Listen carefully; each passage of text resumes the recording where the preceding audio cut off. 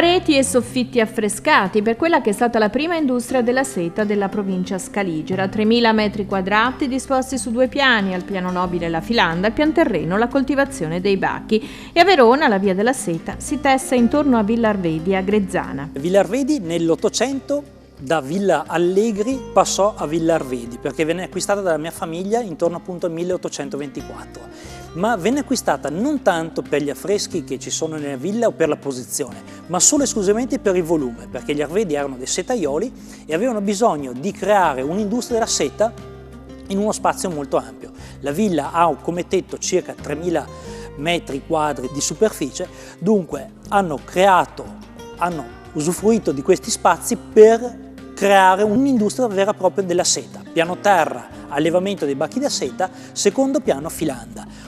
Poi, per fortuna nostra specialmente, che la villa è rimasta così come la vedrete, il comune di Verona diede una via centrale per fare l'industria della seta all'interno delle mura di Verona. Appena 9 chilometri a nord di Verona, il lago di Garda a 2 passi, un paesaggio non ancora corrotto da capannoni e insediamenti industriali. Comincia da qui, da questo angolo di pace in Valpaltena, il nostro viaggio alla scoperta delle ville che impreziosiscono il territorio veronese. Documentata sin dal 1200 come proprietà di Mastino, Alberto e Cangrande della Scala, Villa Arvedi è ora come allora immersa in un grande oliveto. L'aspetto maestoso che la contraddistingue è opera della mano dell'architetto Giovan Battista Bianchi, che ne concepì le geometrie a metà del XVII secolo per la famiglia Allegri. Il salone al primo piano e la chiesa dedicata a San Carlo Borromeo sono impreziosite dagli affreschi di Ludovico Dorigny. Qui siamo sullo scalone che collega i due saloni, il Salone dei Cesari e il Salone dei Titani. Il Salone dei Titani è totalmente affrescato da Ludovico Dorigny circa nel 1694-95. Il Dorigny è un pittore francese, il padre dipingeva per la casa reale francese e mandò il figlio appunto a Roma all'Accademia delle Belle Arti di Mazzarino a imparare appunto l'affresco. Bella dentro, bella fuori, con il classico giardino all'italiana che richiama ogni anno visitatori da tutto il mondo. Questo è il classico giardino all'italiana, è stato costruito circa 350 anni fa, dunque diciamo con piante, quelle che vedete sono quelle che c'erano al tempo. E qui si vede diciamo la filosofia del tempo che si intromette nell'architettura del giardino, perché l'uomo che costringe la natura a creare tutti questi arzigogoli di bosso, perché naturalmente il bosso lasciato in natura non si mette a fare queste quasi ali di farfalla. Un giardino quasi nudo dove prevalgono solo i contrasti cromatici del bianco del ghiaino, il marron della terra e il verde dei bossi, senza fiori e ornamenti.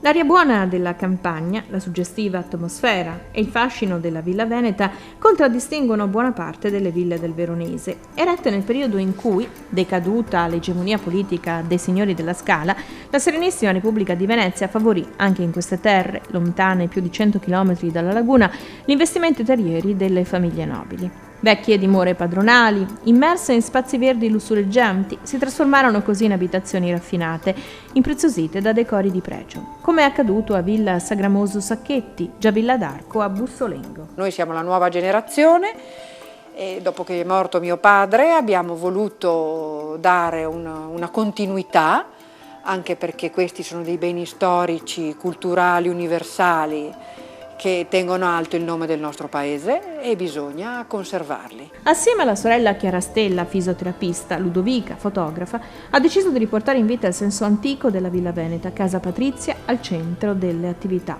agricole. Le sorelle hanno lasciato Milano per non perdere le tracce di una tradizione. Questo elegante complesso monumentale cinquecentesco si staglia con la sua imponente mole sul terrazzo alluvionale a destra del fiume Adige, ad appena 8 km da Piazza Bra. Da questa posizione dominante lo sguardo spazia sull'intera Valpolicella e sulle alture della Lessinia occidentale. Questa non è una proprietà di Casa Sagramoso, è una proprietà di questi ex d'Arco, e questa proprietà è stata comprata pian pianino, partendo dalla metà degli anni 60, da Alessandro e Rosandra Sagramoso, che sono i miei genitori, e pian pianino da allora hanno iniziato una opera di restauro. Oggi la villa è un relais che offre camere finemente arredate e cibi preparati in casa con prodotti del territorio.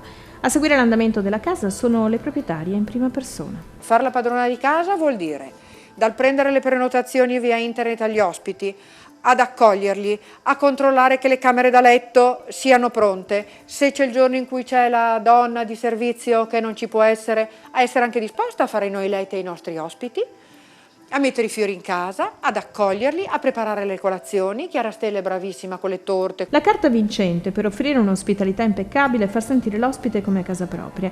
Una filosofia che permette a chi soggiorna in luoghi così speciali di mettere nel cassetto ricordi indimenticabili. Vivere dei momenti, dei silenzi, delle atmosfere di questi posti, solo così tu puoi capire che cos'era ai tempi, che cos'è oggi. Solo così glielo puoi far vivere ed è così che loro lo capiscono. Ad apprezzare l'ospitalità semplice quanto elegante delle tante ville venete che, come Villa Sagramoso Sacchetti, hanno convertito alcuni spazi in bed and breakfast, è una clientela variegata con una percentuale di turisti stranieri sempre più significativa. C'è stato un aumento davvero notevole della clientela straniera. Ci sono alcune ville che hanno proprio il 99% della clientela espressamente straniera.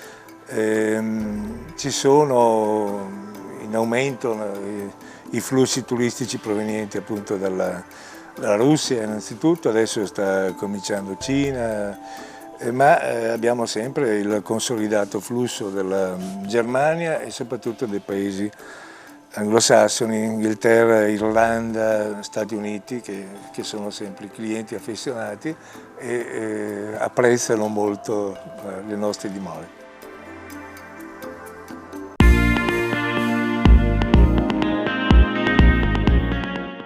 Pedalando per altri 12 km, sempre più addentro la Val Policella, una tappa obbligata è Villa Mistà a Corrubio di Negarine.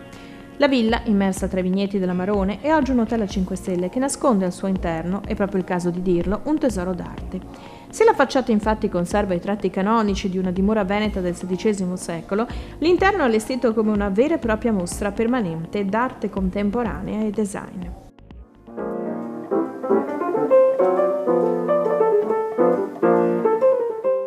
Non deve sorprendere se ci si trova davanti a una scultura di Arnaldo Pomodoro, a pochi metri dall'entrata delle cantine secolari. Per gli amanti dell'arte contemporanea, dalla hall fino alla sala ristorante, questo è un vero e proprio paradiso.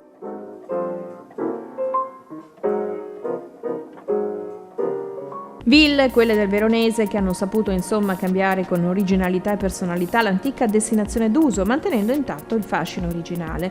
Musei interattivi, palcoscenici a cielo aperto, quinte originali per spettacoli ed eventi che possano attrarre anche il pubblico under 35. Ci sono già parecchie ville che organizzano dei bellissimi corsi di cucina, degustazione, cioè la gastronomia attira moltissimo, ma ho visto che fanno anche proprio corsi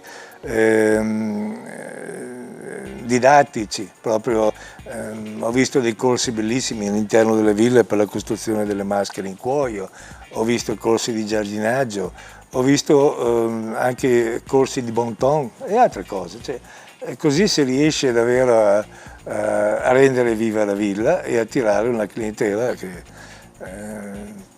decisamente più giovane, più interessata e più vivace. E proprio sui corsi di cucina hanno puntato a Villa Cordevigo, penultima tappa del nostro itinerario, splendida dimora immersa in una rigogliosa tenuta di 100 ettari coltivata, vigneti e oliveti sulle colline di Cavaillon Veronese a un passo dalle sponde del lago di Garda.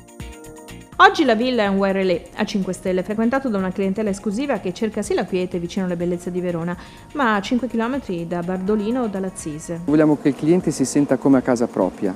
Abbiamo la possibilità di creare dei corsi di cucina, dove lo chef si dedica al cliente quando lo vuole a vari tipi di possibilità, che sia la pasta fresca, che sia la pizza, che siano dei corsi di pesce e di sottovuoto. Possiamo fare corsi di degustazione vini, li facciamo sia all'interno nostri. Soprattutto in cucina, dove la qualità delle materie prime è particolarmente ricercata, non si è affatto perso l'antico legame con il territorio, i suoi prodotti e i suoi vini. 3 tipi di farina, macinata da un mulino a chilometro zero, sono utilizzati per i ravioli. e ai suoi allievi, siano clienti stranieri o abitanti della cittadina, lo chef cerca di insegnare soprattutto le lavorazioni di base dei piatti tradizionali della cucina regionale italiana, a cominciare dalla pasta fresca. Oggi proviamo a fare quello che avete mangiato ieri sera in tavola, i tortelli. Quindi partiamo da quelli che sono le basi, quindi chiaramente farina, questa è una farina 00, poi uova, semplicemente, anche queste sono delle uova bio, coltivate a terra, mettiamo un filo di olio extravergine, questo giusto per dare l'impressione e l'idea che la pasta sia lucida, tutto lì. E quindi partendo dall'impasto semplicemente mettiamo la farina così a pioggia, ecco. Mettiamo le nostre uova, le quantità sono quelle di cui abbiamo parlato prima, quindi 100 g di farina, un uovo, e mettiamo un filo di olio, come avevo detto prima, e giusto un pizzichino di sale ma poco poco, e cominciamo il nostro impasto. In maniera molto energica, cercando di compattare tutti gli ingredienti, un po' più energica, cercando di compattare tutto. Ecco, bravo, perfetto. Adesso puoi compattare stringendo forte fra le dita. Perfetto, benissimo. È semplice, no? Molto semplice. Ecco. Il risultato finale sarà questo.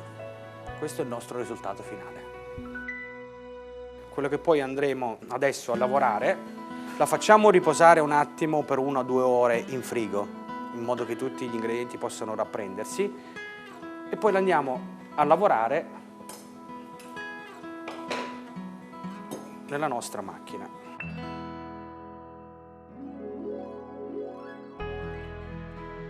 Metti la manina così, una qua e una qua. E te la passi qua. Dopo, quando passa, ti prendi questo sotto, fai lo stesso movimento così. Perfetto. Bene, perfetto.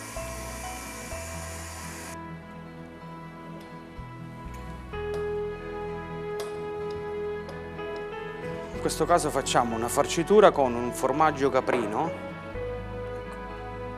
dove mettiamo in questo modo qui la farcia, ok? Per chiudere non abbiamo bisogno di acqua, niente, e chiudiamo in questo modo qua, cercando di tirar fuori tutta l'aria che c'è dentro, così. E questo è il nostro tortello. Adesso provate voi.